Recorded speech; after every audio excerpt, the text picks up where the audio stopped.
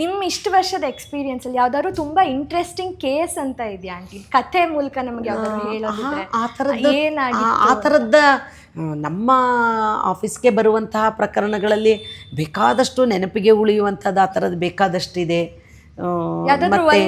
ಅಂದರೆ ಆ ಥರ ಒಂದು ಈಗ ಆಸ್ತಿಯ ವಿಚಾರಗಳದ್ದು ನಮ್ಮಲ್ಲಿ ಸಿವಿಲ್ ಸೂಟ್ಸ್ಗಳು ಬಂದಾಗ ಈಗ ಇತ್ತೀಚೆಗೆ ತೀರ್ಮಾನ ಆದದ್ದು ನಮ್ಮ ಕಚೇರಿಯಿಂದನೇ ಆದಂತಹ ಪ್ರಕರಣದ ಒಂದು ಒಳ್ಳೆ ತೀರ್ಪನ್ನು ನಾವು ನೋಡೋಂಥದ್ದು ಅಂದರೆ ತಂದೆಗೆ ಆಸ್ತಿ ಬಂದಿರುತ್ತೆ, ಆದರೆ ತಂದೆ ಇದ್ದಾಗಲೇ ಅದು ಪಾರ್ಟಿಷನ್ ಆಗಿದೆ.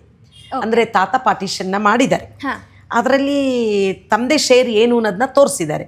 ಬಟ್ ತಂದೆ ಆತ ಮೈನರ್ ಆದ ಕಾರಣದಿಂದ ತಾತನೇ ಖಾತೆ ಎಲ್ಲ ಮುಂದುವರಿಸ್ಕೊಂಡು ಹೋಗಿರುತ್ತೆ.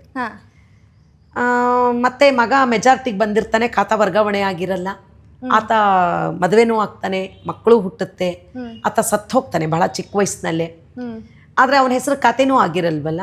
ಆಮೇಲೆ ಸೊಸೆಗೂ ಮತ್ತು ಮೊಮ್ಮಕ್ಕಳಿಗೂ ಮತ್ತು ತಾತನ ಮಧ್ಯ ಇದಾದಾಗ ತಾತ ತನ್ನ ಹೆಸರು ಖಾತೆ ಇತ್ತು ಅಂತ ಇನ್ನೊಬ್ಬ ಮಗನಿಗೆ ಅದನ್ನು ಬರೆದು ಬಿಡ್ತಾರೆ. ಹಾಗೆ ಬರೆದು ಬಿಟ್ಟಾಗ ಇವರು ನೋಡಿರಲ್ಲ, ಯಾವತ್ತೋ ಒಂದಿನ ಆ ಪಾರ್ಟಿಷನ್ ಡೀಡ್ನ ಯಾವುದೋ ಬೇರೆ ವಿಚಾರದಲ್ಲಿ ಚರ್ಚೆಗೆ ಬಂದಾಗ ಕೊಟ್ಟಾಗ, ಅಯ್ಯೋ ಇದು ನಿಮ್ಮ ಗಂಡ ಮೈನರ್ ಆಗಿದ್ದಾಗ ಅವ್ರಿಗೆ ಬಂದು ಶೇರು, ಯಾಕಿದು ನೀವು ಇಲ್ಲ ಅದನ್ನು ನಮ್ಮ ಮಾವನವರು ಅವರ ಬದುಕಿನ ಅವಧಿಯಲ್ಲಿ ಅದನ್ನು ಇನ್ನೊಬ್ಬ ಮಗನಿಗೆ ಅದನ್ನು ದಾನ ಮಾಡಿಬಿಟ್ರು ಅಂದಾಗ, ಅಯ್ಯಯ್ಯೋ ಅದು ಮಾಡ್ಲಿಕ್ಕೆ ಬರೋದಿಲ್ಲ. ಅಷ್ಟೊತ್ತಿಗೆ ನೋಡಿದ್ರೆ ಮಕ್ಕಳೆಲ್ಲ ಅಂದರೆ ಆ ಸತ್ತೋದವನ ಮಕ್ಕಳುಗಳೆಲ್ಲ 18 ವರ್ಷ ಆಗೋಗಿರುತ್ತೆ. ಆಗ ತಕ್ಷಣ ನಾವು ಇಲ್ಲ ನಿಮಗೆ ಒಳ್ಳೆ ಚಾನ್ಸ್ ಇದೆ, ಯಾಕೆಂದರೆ ಇನ್ನೂ 3 ವರ್ಷ ಅವಕಾಶ ಇದೆ, ಮೆಜಾರಿಟಿಗೆ ಬಂದಮೇಲೂ ಹಾಕಿದಂಥ ಪ್ರಕರಣದಲ್ಲಿ ಅಷ್ಟು ವರ್ಷದ ಮೇಲೆ ತಾತ ಮಾಡಿದ ತಪ್ಪನ್ನು ಹೆಚ್ಚು ಕಡಿಮೆ ಅವರು ಬರೆದು ತುಂಬ ವರ್ಷಗಳಾಗ್ಬಿಟ್ಟಿರುತ್ತೆ. ಅದನ್ನು ಈ ಹುಡುಗ ಚಾಲೆಂಜ್ ಮಾಡ್ತಾನೆ, ನಮ್ಮ ತಂದೆಯ ಆಸ್ತಿಯನ್ನು ನಮ್ಮ ತಾತ ಮೆಜಾರಿಟಿಗೆ ಬಂದಮೇಲೆ ನಮ್ಮ ತಂದೆ ಹೆಸ್ರಿಗೆ ಬರಬೇಕಾಗಿತ್ತು, ಅದನ್ನು ನಮ್ಮ ತಾತ ಅದನ್ನು ಗಾರ್ಡಿಯನ್ನಾಗಿದ್ದ ಮಾತ್ರಕ್ಕೆ ಅದನ್ನು ತೆಗೆದು ಬೇರೆ ಮೊಮ್ಮಗನಿಗೆ ಬರೆಯೋಕ್ಕಾಗಲ್ಲ ಅಂತ ಚಾಲೆಂಜ್ ಮಾಡಿದ್ದ ಪ್ರಕರಣದಲ್ಲಿ ಮೊನ್ನೆ ಜಡ್ಜ್ಮೆಂಟ್ ಬಂದಾಗ ಅದು ಮಾಡಿದಂಥ ದಾನಪತ್ರವೇ ತಪ್ಪು ಅನ್ನೋಂಥದ್ದು. ದಾನಪತ್ರ ಆಗಲೇ 15-20 ವರ್ಷ ಆಗಿದೆ, ಅದು ಚಾಲೆಂಜ್ ಆಗಿ ಕೋಟ್ಯಾಂತರ ರೂಪಾಯಿ ಆಸ್ತಿ. ಹೀಗೆ ಅಂದರೆ ಎಲ್ಲೋ ಒಂದು ಕಡೆ ಹೋಪ್ ಕಳ್ಕೊಂಡಿದ್ದನ್ನು ಸಹ ಆಗುವಂತಹದ್ದಾಗಿರ್ಬೋದು. ಇನ್ನು ಹೆಣ್ಮಕ್ಳ ವಿಚಾರದಲ್ಲಿ ಬಹಳ ಒಂದು ನನಗೆ ನೋವು ಕೊಡುವಂತಹದ್ದು ಅಂದರೆ, ನಮ್ಮ ಹತ್ರ ಬಂದು ಹೇಳಿದಂಥ ಸಂದರ್ಭದಲ್ಲಿ ನಮಗೆ ಡೈವೋರ್ಸ್ ಬೇಕು ಅನ್ನುವಂಥದ್ದನ್ನ ನಾವು ತುಂಬ ಸಲ ಮೊದಲು ಪ್ರಯತ್ನ ಮಾಡ್ತಾಯಿದ್ವು. ನಾವು 90ರ ದಶಕದಲ್ಲಿ ನಾನು ವೃತ್ತಿ ಪ್ರಾರಂಭ ಮಾಡಿದಾಗ ಅದನ್ನು ತುಂಬ ವೈಯಕ್ತಿಕವಾಗಿ ತೆಗೆದುಕೊಂಡು ನಾವು ಬಹಳ ಪ್ರಯತ್ನ ಮಾಡಿ ಅವ್ರಗಳ ಮಧ್ಯ ಜೋಡಿಸೋದಕ್ಕೆ, ಹುಡುಗಿ ಆಗಲಿ ಹುಡುಗನಾಗಲಿ, ಮತ್ತು ಎದುರಿನ ಲಾಯರ್ಗಳು ಬೇರೆ ಯಾವ ವಿಚಾರದಲ್ಲಿ ಅವರು ಸೋಲ್ದೇ ಇದ್ರೂ ಕುಟುಂಬದ ವಿಚಾರ, ಹೆಣ್ಣು ಗಂಡಿನ ವಿಚಾರ, ಮದುವೆ ಗಂಡ ಹೆಂಡತಿಯಿಂದಾಗ ಅಯ್ಯೋ ಕೂರಿಸ್ಕೊಳ್ಳೋಣ, ನೋಡೋಣ, ಪ್ರಯತ್ನ ಮಾಡೋಣ ಅನ್ನುವಂತಹ ಒಂದು ಇದು ಬರ್ತಿತ್ತು. ಆಮೇಲೆ ಇತ್ತೀಚೆಗಂತೂ ಆ ಥರದ್ದು 10-15 ವರ್ಷದಿಂದ ಅಂಥ ಪ್ರಕರಣಗಳನ್ನೇ ನಾವು ನೋಡ್ತಾ ಇಲ್ಲ. ಅವರೇ ಎಲ್ಲ ಡಿಸೈಡ್ ಆಗಿ ಬಂದುಬಿಟ್ಟಿರ್ತಾರೆ. ನಾವು ಹೇಳೋ ಅಂಥದ್ದು ಅವ್ರಿಗೆ ಬೇಕಾಗಲ್ಲ, ಕನ್ಸಿಲಿಯೇಷನ್ ಅಂತೂ ಇಷ್ಟನೇ ಪಡಲ್ಲ. ನಾವು ಡಿಸೈಡ್ ಬಂದಾಗಿದೆ, ನೀವೇನು ಪುರಾಣ ಓದ್ತೀರಿ, ನಮಗೆ ಫಸ್ಟ್ ಡೈವೋರ್ಸ್ ಕೊಡಿಸಿ, 6 ತಿಂಗಳಲ್ಲಿ ಕೊಡಿಸ್ತೀರಾ ಅಂತಿದ್ದವರೆಲ್ಲ ಈಗ 6 ದಿನದಲ್ಲಿ ಕೊಡಿಸ್ತೀರಾ ಅನ್ನೋ ಮಟ್ಟಕ್ಕೆ ಬಂದುಬಿಟ್ರು. ನೋವಾಗ್ತಾ ಇರುತ್ತೆ ಅವ್ರಿಗೆ, ನಮ್ಮ ಕೌನ್ಸ್ಲಿಂಗ್ ಅನ್ನೋದು ಬೇಕಾಗಿಲ್ಲ. ಅದರಲ್ಲಿ ಒಂದು ಪ್ರಕರಣ ನನಗೆ ತುಂಬ ಇದೆ ಏನಂದರೆ, ಈಗೊಂದು 10 ವರ್ಷಗಳ ಹಿಂದೆ ಅಂತಲೇ ಹೇಳ್ಬೋದು. ಅವರು ಬಂದು ತುಂಬ ಕೇಳಿಕೊಂಡ್ರು. ಆಮೇಲೆ ನನಗೆ ಎಲ್ಲೋ ಒಂದು ಕಡೆ ಏನಮ್ಮ ಅಷ್ಟೊಂದು ದೊಡ್ಡ ಸಮಸ್ಯೆ ಅಲ್ಲ ಇದು, ನೀವು ಓದಿದ್ದೀರಿ, ಸರಿ ಮಾಡ್ಕೊಳ್ಬೋದು ಅನಿಸುತ್ತೆ, ಇದೊಂದು ದೊಡ್ಡ ವಿಷಯ ಅಲ್ಲ ಅನ್ನಿಸ್ತು. ಒಬ್ಬ ಮಗಳು ಬೇರೆ ಇದ್ಲು, ಇಲ್ಲ ನೋಡೋಣ ಪ್ರಯತ್ನ ಮಾಡೋಣ ಅಂದರು. ಇಲ್ಲ, ತುಂಬ ಪ್ರೆಷರೈಸ್ ಮಾಡಿದ್ರು.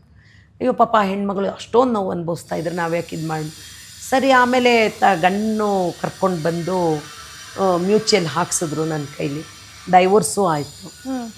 ಆಮೇಲೆ ನೋಡಿದ್ರೆ ಜಡ್ಜ್ಮೆಂಟ್ ಕಾಪಿ ಇಸ್ಕೊಳಕ್ಕೆ ಬಂದರು ನನ್ನ ಹತ್ರ.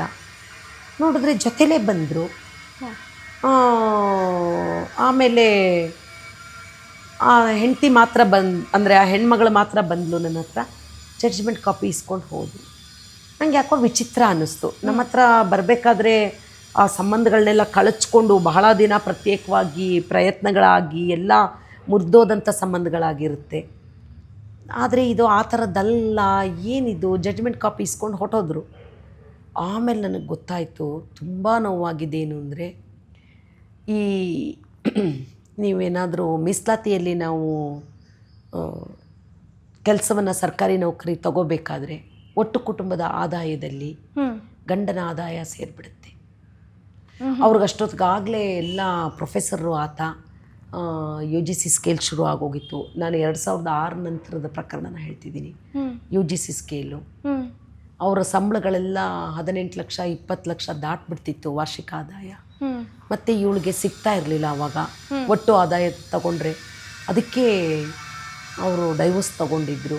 ಅದೊಂದು ನನಗೆ ಇವತ್ತಿಗೂ ಕಾಡ್ತಾ ಇರುತ್ತೆ. ಆಮೇಲೆ ಅವರು ಅಪಾಯಿಂಟ್ ಆದರು ಅಂತ ಗೊತ್ತಾಯ್ತು ನನಗೆ. ಅಪಾಯಿಂಟ್ ಆದ್ಮೇಲೆ ಸರಿ ಆಗ್ತೀವಿ ಅಂತ ಅದು ಗೊತ್ತಿಲ್ಲ, ಅವ್ರ ಜೊತೆಲೇ ಇರ್ತಾರೆ. ಆದರೆ ಕಾನೂನ್ನ ಈ ಥರನೂ ದುರುಪಯೋಗ ಅಂತ ಹೇಳಲ್ಲ, ಅನಿವಾರ್ಯ ಅಂತ ಹೇಳಲ್ಲ. ಒಟ್ಟು ಆದಾಯ ಹಾಗಾದರೆ ಅವಳು ನೋಡಿ, ಅವನು ಈಗಾಗಲೇ ಕೆಲಸ ತೊಗೊಂಡ್ಬಿಟ್ಟಿದ್ದಾನೆ. ಅವನು ಪ್ರೊಫೆಸರು, 2 ಲಕ್ಷದ ಮೇಲೆ ಸಂಬಳ ಇದೆ. ಇವಳು ಡಿಸರ್ವ್ಡು. ಆದರೆ ಇವಳು ಕೆಲಸ ತಗೋಬೇಕು ಅಂತ ಅಂದರೆ ಅವಳ ಆದಾಯ, ಒಟ್ಟು ಆದಾಯದಲ್ಲಿ ಗಂಡನ ಆದಾಯ ಬಂದ್ಬಿಡುತ್ತೆ. ಆದರೆ ಅವಳು ನಿಜವಾಗಿಯೂ ಝೀರೋ ಅವಳು. ಆದರೆ ಅವಳು ಕೆಲಸ ತಗೋಬೇಕಾದ್ರೆ ಗಂಡನ ಆದಾಯನ ತೋರಿಸ್ಬೇಕು. ಗಂಡನ ಆದಾಯ ತೋರಿಸಿದ್ರೆ ಅವಳು ಕೆಲಸ ಸಿಕ್ಕಲ್ಲ. ನೋಡಿ ಹೇಗೆ ನಾನು ಕಾನೂನನ್ನು ಚಾಪೆ ಕೆಳಗೂ ಅಲ್ಲ, ರಂಗೋಲೆ ಕೆಳಗೂ ಅಲ್ಲ, ಇನ್ನೂ ಯಾವುದೋ ಪದರದ ಕೆಳಗೆ ತೂರ್ಕೊಂಡು ಹೋಗ್ಬೋದಾ ಈ ಥರ. ಭಾಳ ಶಾಕ್ ಆಗಿದ್ದು ನನಗೆ ಯಾವಾಗ. ಅದು ಯಾಕೆಂದರೆ ಅವರು ಯಾರಿಂದ ರೆಫರ್ ಆಗಿ ಬಂದರು ಅವ್ರನ್ನ ಯಾವಾಗಲೂ ಒಂದು ಸಲ ನಾನು ವಿಚಾರಿಸ್ದೆ. ಅಯ್ಯೋ ರೀ, ಅವರು ಕೆಲಸ ಸಿಕ್ತು, ಪ್ರೊಫೆಸರ್ ಆದರು, ಚೆನ್ನಾಗಿದ್ದಾರೆ ರೀ, ಅವರು ಕೆಲಸ ಇದೆ, ಇವ್ರಿಗೂ ಕೆಲಸ ಇದೆ. ಮತ್ತು ನಮ್ಮಲ್ಲಿ ಮದುವೆ ಆಗೋದಕ್ಕೇನು ತೊಂದರೆ ಇಲ್ಲ. ಹಿಂದೂ ಕಾಯ್ದೆಯಲ್ಲಿ ವಿಚ್ಛೇದನ ಆಗಿ ಮತ್ತು ಅದೇ ಗಂಡ ಹೆಂಡತಿ ಮತ್ತೆ ವಿವಾಹನ ಊರ್ಜಿತ ಮಾಡ್ಕೋಬಾರ್ದು ಅಂತೇನಿಲ್ಲ. ಹೊಸ ಜನ್ರೇಷನ್ ಅಥವಾ ಫಸ್ಟ್ ಟೈಮ್ ಅಡ್ವೊಕೇಟ್ಸು, ಅಂದರೆ ಫ್ಯಾಮಿಲಿ ಬ್ಯಾಕ್ಗ್ರೌಂಡ್ ಯಾರೂ ಇಲ್ಲದೆ ಬರೋರಿಗೆ ಒಂದು ಲಿಟಿಗೇಷನಿಗೆ ಯಾರಾದರೂ ಬಂದರೆ ಸ್ಯಾಲ್ರಿ ಅಷ್ಟೆಲ್ಲ ಇನಿಷಿಯಲ್ ಇಯರ್ಸಲ್ಲಿ ಜಾಸ್ತಿ ಇರೋದಿಲ್ಲ. ಅದನ್ನು ನಮ್ಮನ್ನು ನಾವು ಸಸ್ಟೈನ್ ಮಾಡೋದು ಹೇಗೆ?